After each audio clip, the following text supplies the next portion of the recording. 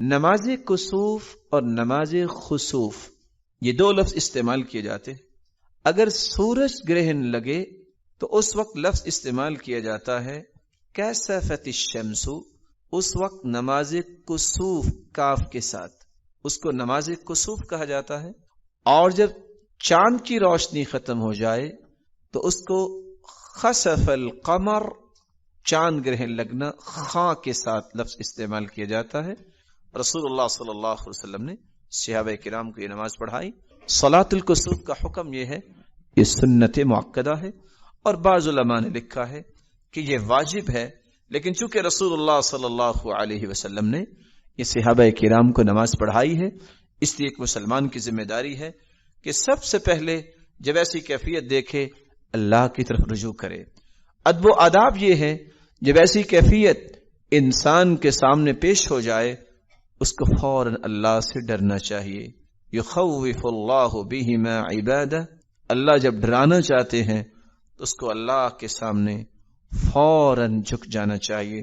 فقال النبی صلی اللہ علیہ وسلم، صحابی بیان کرتے ہیں جب اللہ کے رسول صلی اللہ علیہ وسلم کے زمانے میں سورج گرہن ہوا، فقام النبی فزعا، آپ اتنے پریشان ہو کے کھڑے ہوئے، یخشى ان تکون الساعہ، آپ کو خوف لاحق ہوا کہ شاید قیامت شروع ہونے لگی ہے اور اس کے آثار نظر آئے ہیں. رسول اللہ صلی اللہ علیہ وسلم نے اسے فرمایا فافزعوا الى ذکر اللہ، اللہ کے ذکر کی طرف رجوع کرو، ودعائی، اللہ سے دعا کرو، واستغفاری، اور اپنی بخشش کی دعا کرو. رسول اللہ صلی اللہ علیہ وسلم نے امت کو دوسرا ادب یہ سکھایا کہ جب اس طرح کی کیفیت آپ صلی اللہ علیہ وسلم کے زمانے میں ہوئی تو اس وقت آپ صلی اللہ علیہ وسلم کو بہت ساری چیزیں دکھائی گئیں. ان چیزوں میں ایک یہ بھی تھی کہ ایک عورت نے بلی کو باندھا اور اس وجہ سے وہ جہنم چلی گئی. نہ تو خود اس کو خوراک دیتی تھی اور نہ ہی اسے چھوڑتی تھی کہ وہ خود اپنی خوراک تلاش کر لے. اس جگہ اللہ کے رسول صلی اللہ علیہ وسلم نے یہ بھی دیکھا، نماز پڑھتے وقت آپ صلی اللہ علیہ وسلم پھونکے مار رہے ہیں اور آپ پیچھے ہٹے اور آگے گئے نماز کی حالت میں.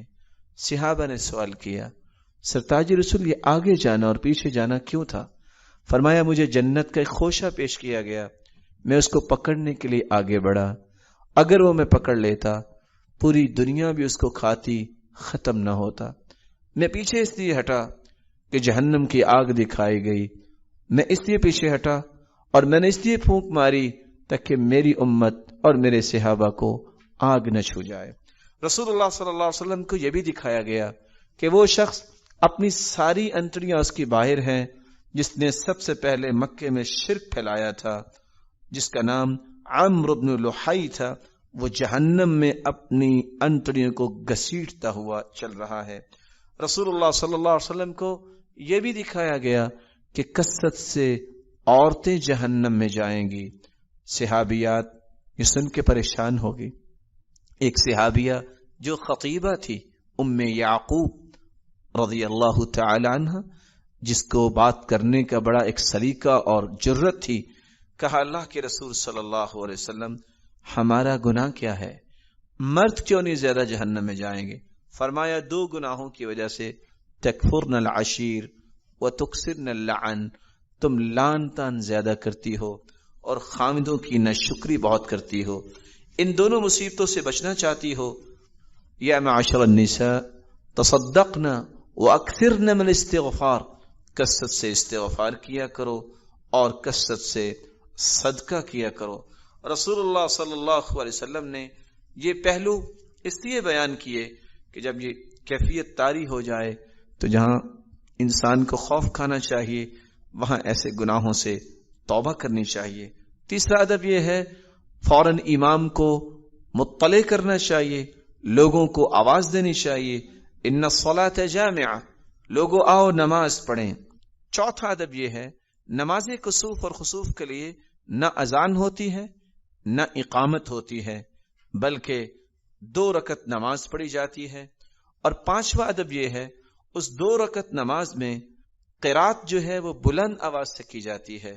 رسول اللہ صلی اللہ علیہ وسلم کا طریقہ مبارک تھا، آپ لمبی قرات کرتے، پھر آپ رکوع میں چلے جاتے، پھر آپ کھڑے ہوتے، دوبارہ قرات کرتے، پھر آپ رکوع میں چلے جاتے. ایک رکعت میں ایک ہی رکوع ہوتا ہے، لیکن نماز کسوف اور نماز خسوف کے اندر 2 رکوع بھی کر سکتے ہیں، 3 رکوع بھی کر سکتے ہیں، کیونکہ لفظ ہے حتی ینجلی، جب تک یہ کیفیت درست نہیں ہو جاتی اس وقت تک یہ قرات کی جاتی ہے. 2 رکعتیں رسول اللہ صلی اللہ علیہ وسلم نے پڑھائیں. اور چھٹا ادب یہ ہے کہ نماز کسوف اور خسوف مسجد میں ادا کرنا جائز ہے. رسول اللہ صلی اللہ علیہ وسلم کے زمانے میں جب سورج گرہن ہوا تو آپ دوڑ کے مسجد میں گئے، وصف الناس وراء، اور لوگوں نے آپ کے پیچھے صفیں بنا لی. 7واں ادب یہ ہے کہ عورتیں بھی یہ نماز پڑھیں گی. اسماء بنت ابی بکر رضی اللہ تعالی عنہا اس دن جس دن سورج گرہن ہوا نماز کے لیے کھڑی ہوئی.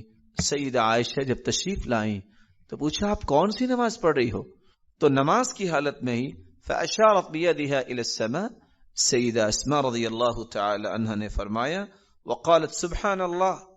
تو نماز کی حالت میں کہا تم دیکھ نہیں رہی کہ آسمان پہ کیا کیفیت بنی ہے؟ تو فوراً سیدہ عائشہ رضی اللہ تعالی عنہا بھی نماز شروع کر دیتی ہیں. اور راوی روایت کرتے ہیں فاشارت ای نعم فقمت حتى تجلاني الغشی. سیدہ عائشہ رضی اللہ تعالی عنہ فرماتی ہیں گرمی کا موسم تھا، جب سورج گرہن ہوا اور ہم نماز پڑھ رہے تھے، اتنی لمبی قرات کی، قریب تھا کہ مجھ پہ غشی طاری ہو جائے. رسول اللہ صلی اللہ علیہ وسلم نے امت کو یہ آداب سکھائے. ہاں اگر کوئی سفر میں ہے اور وہاں بھی نماز کا اہتمام کرنا چاہتا ہے تو چونکہ امر ہے فَإِذَا رَأَيْتُمُوهَا فَصَلُّوا، تو وہاں بھی انسان کو نماز پڑھنی چاہیے. رسول اللہ صلی اللہ علیہ وسلم کے فرامین کی روشنی میں ہم یہ کہہ سکتے ہیں جو علماء کرام نے لکھا کہ جب سورج گرہن یا چاند گرہن ہو تو سب سے پہلا کام نماز پڑھی جائے، دوسرا کام اللہ کا ذکر کیا جائے، تیسرا کام اللہ رب العزت سے اپنے گناہوں کی معافی مانگی جائے، اور چوتھا کام وہ گناہ جو رسول اللہ صلی اللہ علیہ وسلم نے جن کی پاداش میں سزاؤں کو دیکھا ہے، ایسے گناہوں سے سچی توبہ کی جائے. رسول اللہ صلی اللہ علیہ وسلم نے صحابہ کرام کو 1 رکوع، 2 رکوع اور 3 اور 4 رکوع کے ساتھ نماز پڑھائی. اللہ رب العزت ہمیں یہ مسائل سمجھ